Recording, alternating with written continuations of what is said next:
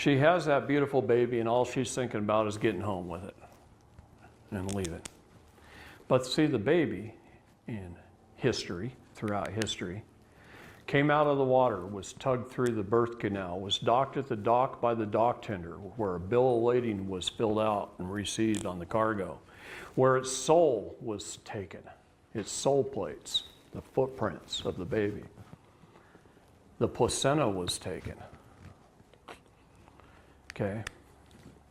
They took the baby's soul, and they sent it out with a tug, and is presumed dead and lost at sea until it should return and claim its minor estate.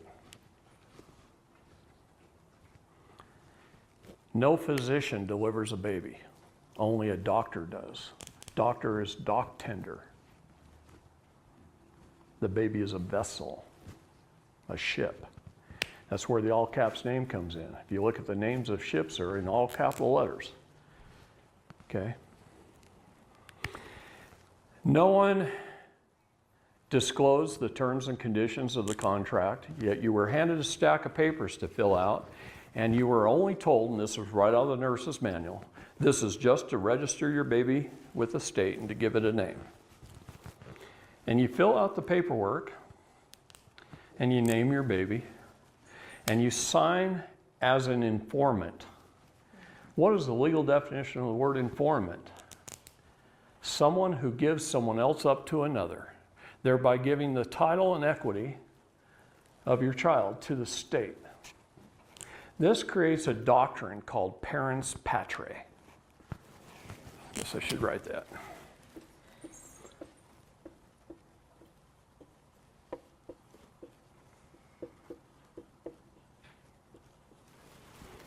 It's Latin for state is your parent.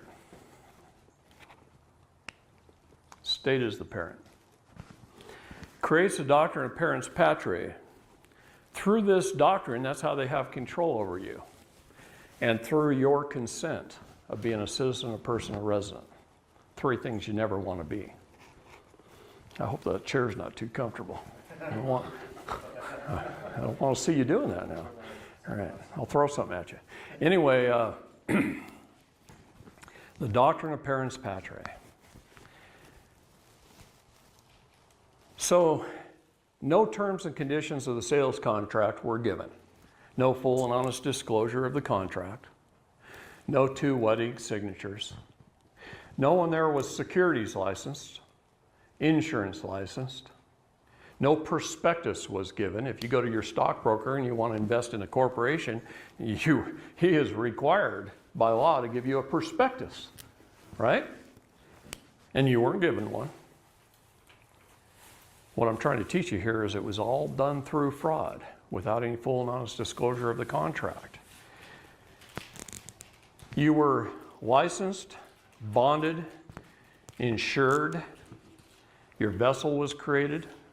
A Cesta QV trust was created.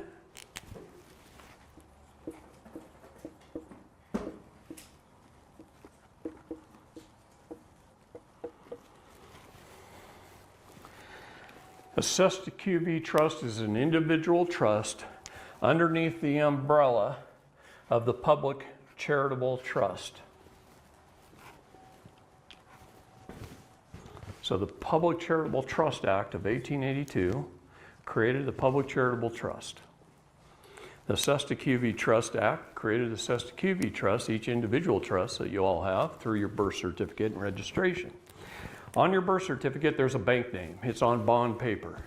There's a CUSIP number, CUSIP number. What is a CUSIP number? It's an investment control number that's regulated by the Securities and Exchange Commission.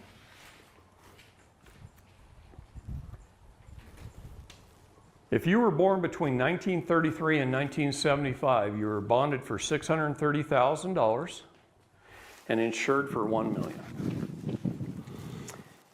If you were born after 1975, you were bonded for $1 million and insured for $2 million. So it's a little bit don't matter. Now, wait a minute. Wait a minute. That's just the initial investment. It's the initial upfront investment. You were a few days old, right? So like me, I was born on April 20th, on 4/20. Nice. I knew there would be one in the crowd.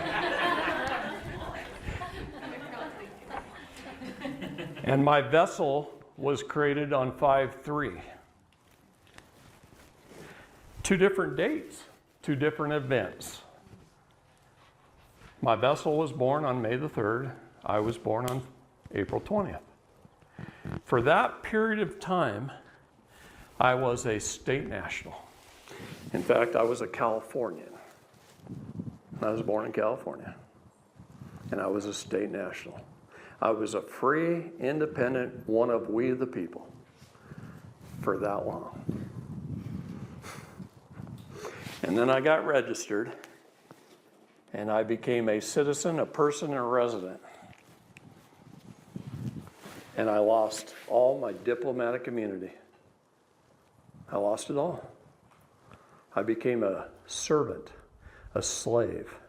See, the 13th Amendment of the Constitution freed the black slaves, and the 14th Amendment of the Constitution made all of us slaves. See, there's a maximum law that says that in which one creates, one controls. God created me, and he controlled me. And then unknowingly, while under duress, without any full and honest disclosure of the terms and conditions of the contract, with no one even licensed to explain it available, my mother warded me to the state in a birth ward. I became a ward of the state. Why do you think a birthing ward is called a ward? I became a ward of the state, a ward of the court, under the doctrine of parens patriae. I became a slave, and I didn't even know it. I grew up thinking I was free. I fought for this country. I thought I was free. I got shot. I thought I was doing it for the right reasons, so I was free. Now I teach veterans how to get rid of PTSD, and I can do it in 20 minutes. I know guys that have been going to psychologists for years and taking drugs for years trying to get rid of their PTSD.